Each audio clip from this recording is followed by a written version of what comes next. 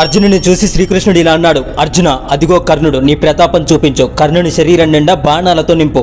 ఈ కర్ణుడు నీకు ఎందులోనూ సమానుడు కాదు. అర్జున, విజృంభించు, కర్ణుణ్ణి వధించు అని ప్రోత్సహించాడు శ్రీకృష్ణుడు. అటువైపు కర్ణుణ్ణి కూడా కౌరవ వీరులు ఉత్సాహపరుస్తున్నారు. కర్ణ, ఇన్నాళ్ళు అడవులలో మృగాల మాదిరిగా తిరిగిన పాండవులు ఈ రోజు యుద్ధ భూమికి వచ్చారు. నువ్వు ఈ అర్జునుని చంపితే మిగిలిన పాండవులు తిరిగి అడవుల్లోకి వెళ్ళిపోతారు. మన దుర్యోధనుడు కురు సామ్రాజ్యానికి అధిపతి అవుతాడు. నీ శక్తినంతా ప్రయోగించి అర్జునుని చంపు అని ప్రోత్సహించారు కర్ణుడిని. కర్ణుడు అర్జునుని శరీరంలో 10 బాణాలను గుచ్చాడు. అర్జునుడు 19 బాణాలతో కర్ణుడిని కొట్టాడు. కర్ణుడు 9 అత్యంత పదునైన బాణాలను అర్జునుని మీదికి ప్రయోగించాడు. కర్ణుడు కృష్ణుని కూడా వదలలేదు. అది చూసిన అర్జునుడు తన బాణాలతో కర్ణుణ్ణి నెత్తురు కారేటట్టు కొట్టాడు. కర్ణుడు కోపంతో ఊగిపోయాడు. తన పదునైన బాణాలతో అర్జునుడిని శ్రీకృష్ణుడిని కొట్టడం మొదలుపెట్టాడు. అప్పుడు అర్జునుడు కర్ణుని సారథిని అలాగే అతని గుర్రాలను కొట్టాడు. కర్ణుని మీద ఆగ్నేయాస్త్రాన్ని ప్రయోగించాడు అర్జునుడు. దానికి విరుగుడు కర్ణుడు కూడా వారణాస్త్రాన్ని ప్రయోగించాడు. అర్జునుడు ప్రయోగించిన ఆగ్నేయాస్త్రాన్ని నిర్వీర్యం చేశాడు కర్ణుడు. అర్జునుడు కర్ణుని మీద మేఘాస్త్రాన్ని ప్రయోగించాడు. ఆ అస్త్ర మహిమతో ఆకాశమంతా మేఘామృతమైంది. చీకట్లు అలుముకున్నాయి. దానికి విరుగుడుగా కర్ణుడు కూడా వాయవ్యాస్త్రాన్ని సంధించాడు. వాయవ్యాస్త్రం దాటికి మేఘములు చెల్లాచెదురయ్యాయి. అంతటా సూర్యరశ్మి ప్రసరించింది. అంతలో అర్జునుడు ఇంద్రశక్తిని ఉపయోగించాడు. కర్ణుడు తన మంత్రశక్తితో ఆ ఇంద్రశక్తిని నిర్వీర్యం చేశాడు. మరలా అర్జునుని మీద అత్యంత పదునైన బాణాలను ప్రయోగించాడు కర్ణుడు. అది చూసిన భీముడు అర్జునునితో ఇలా అన్నాడు, తమ్ముడు అర్జున, ఈ కర్ణుడు ఈ రోజు మనతో అటో ఇటో తేల్చుకోవడానికి వచ్చినట్టున్నాడు. నీ ప్రతిజ్ఞాభంగం కాకుండా నువ్వు చంపుతా, లేక నన్ను చంపమంటే నా గద ఘాతుకంతో కర్ణుని తల వక్కలు చేస్తాను అని ఆవేశంతో అన్నాడు భీమసేనుడు. వారిని చూసిన కృష్ణుడు ఇలా అన్నాడు, అర్జున, నీవు ప్రయోగించిన దివ్యాస్త్రాలన్నీ కూడా కర్ణుడు తిప్పికొడుతున్నాడు. పైగా కర్ణుడు తన బాణాలతో నిన్ను తీవ్రంగా గాయపరుస్తున్నాడు. నీ పరిస్థితి చూసిన పాండవ సేనలు నిరుత్సాహులవుతున్నారు. కారణం తెలియడం లేదు. పోనీ నా చక్రాన్ని ఇస్తాను, దానిని ప్రయోగించి కర్ణుని తలను తెంచేయి అన్నాడు కృష్ణుడు. కృష్ణ, అంత పని వద్దు, నేను కర్ణుని మీద బ్రహ్మాస్త్రం ప్రయోగిస్తున్నాను చూడు అంటూ బ్రహ్మాస్త్రాన్ని సంధించాడు అర్జునుడు. అది కర్ణుని వంక అతి వేగంగా దూసుకుపోతూ ఉంది. అర్జునుడు ప్రయోగించిన బ్రహ్మాస్త్రమునకు కర్ణుడు ఏ మాత్రం బెదరలేదు. నిర్చలంగా ఉన్నాడు కర్ణుడు. తన మంత్రశక్తితో అర్జునుడు ప్రయోగించిన బ్రహ్మాస్త్రాన్ని నిర్వీర్యం చేశాడు కర్ణుడు.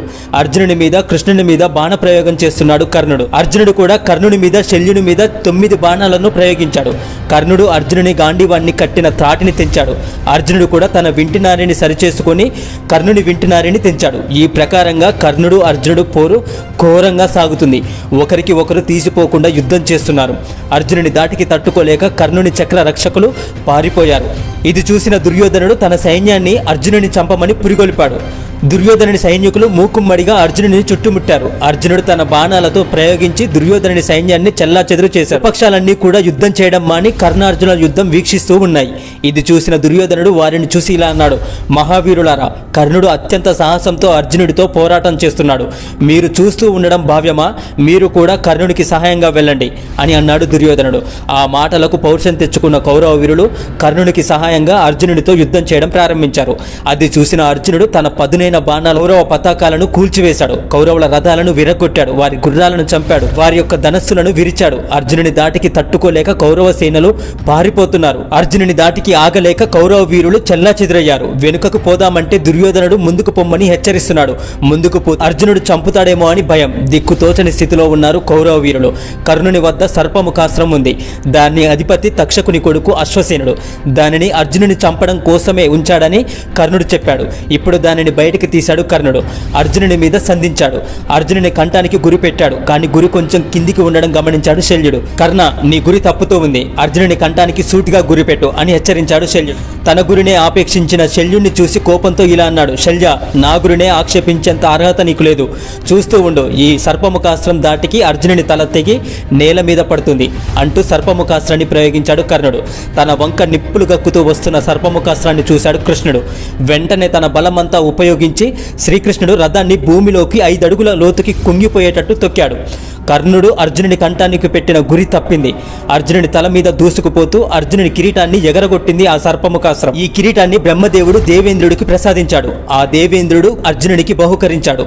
ఇప్పుడు ఆ కిరీటం నాగాస్త్రము దెబ్బకి ధ్వంసమై వెంటనే అర్జునుడు ఒక తెల్లని పాగాను కిరీటముకు బదులుగా తలకు చుట్టుకున్నాడు.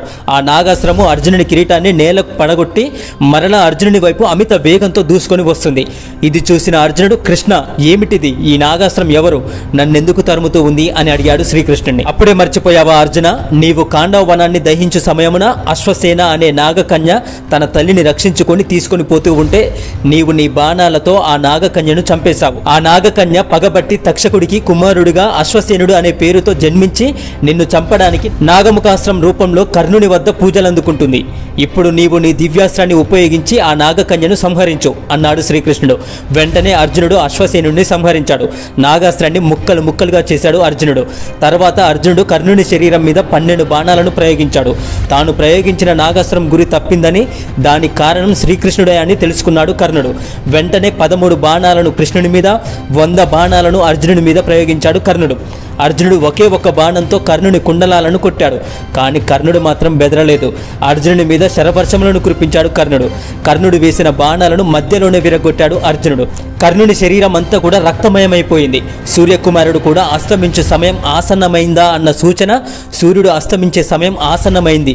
అప్పుడు యమధర్మరాజు వారు అక్కడికి వచ్చారు. కానీ ఎవరికీ కనబడటం లేదు. అతని వాణి మాత్రమే వినిపిస్తూ ఉంది. ఇప్పుడు బ్రాహ్మణుడు పెట్టిన శాపం కారణంగా కర్ణుని రథచక్రములు భూమిలోకి కుంగిపోతాయి. కర్ణునికి అవసాన సమయం ఆసన్నమైంది అని వినిపించింది. ఇది విన్నాడు కర్ణుడు. కానీ ధైర్యం కోల్పోలేదు కర్ణుడు. భార్గవాస్త్రాన్ని స్మరించుకున్నాడు. కానీ అది గుర్తుకు రాలేదు. పరశురాముడి యొక్క శాపం పనిచేయడం మొదలైందని తెలుసుకున్నాడు కర్ణుడు. నేను ధర్మపరుడిని, ధర్మం నన్ను రక్షిస్తుంది అని అనుకున్నాడు కర్ణుడు.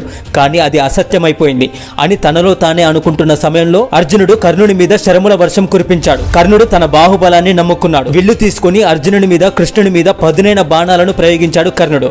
అప్పుడు అర్జునుడు కర్ణుని మీద బ్రహ్మాస్త్రాన్ని ప్రయోగించాడు. కర్ణుడు తన ఇంద్రాస్త్రంతో దానిని అడ్డుకున్నాడు. అర్జునుడు తాను ప్రయోగించిన బ్రహ్మాస్త్రం కర్ణుడు ప్రయోగించిన ఇంద్రాస్త్రంతో వృధా అయినందుకు ఎంతగానో బాధపడ్డాడు అర్జునుడు. అప్పుడు కృష్ణుడు అర్జునుడితో, అర్జున, నీ బ్రహ్మాస్త్రం ఎందుకు వృధా అయిందో నీకు తెలుసా? నీవు ఉపాయంతో యుద్ధం చేస్తే కర్ణుడు నీ ముందు నిలవగలడా? కాబట్టి శ్రమ పడకుండా ఉపాయంతో కర్ణుని సంహరించు. ఇంతలోనే కర్ణుడు రుద్రాస్త్రంను ప్రయోగించడానికి మంత్రపఠనం చేస్తున్నాడు. ఇంతలో రథచక్రాలు మరింత భూమిలోకి కూరుకొని పోతున్నాయి. కర్ణుని రథం ఒక పక్క ఒరిగిపోయింది. అందుకని కర్ణునికి రుద్రాస్త్ర ప్రయోగం సాధ్యం కాలేదు. కర్ణుడు రథం దిగాడు. అర్జునుడిని చూసి ఇలా అన్నాడు, అర్జున, నేను ప్రస్తుతం విరధుడను. నా రథచక్రములు భూమిలో కూరుకుపోయాయి. నేను వాటిని ఎత్తాలి.